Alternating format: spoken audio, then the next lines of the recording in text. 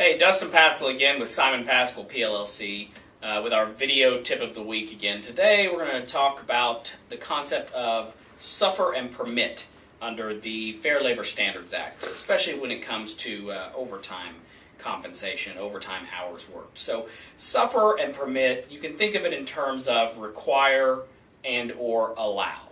And so if an employer requires an employee to work overtime hours, that employer must pay the employee overtime compensation at the rate of time and 1/2 of their regular hourly rate if they are a non-exempt employee. That's an easy one. People understand that. People get that. There's some different things here and there in the law that we'll talk about in other videos that come into play, but people get that as a general concept.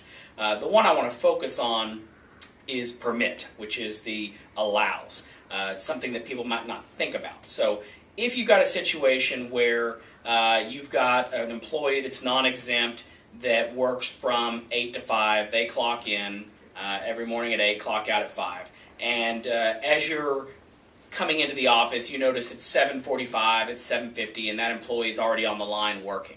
You go back and look and see that they've clocked in early. That's going to be considered allowing. You may not have known it right then, but if you allow that behavior to continue, you are permitting the employee to work overtime, and you must pay that employee overtime compensation. And so that arises in the concept of not just you as an HR professional or you as a business owner, but your managers. If your managers are aware of that kind of behavior, they have to stop that kind of behavior. And we always tell our clients, you can discipline an employee for violating a policy, because a lot of clients will say, well, I have a policy that says you cannot work overtime unless you receive approval.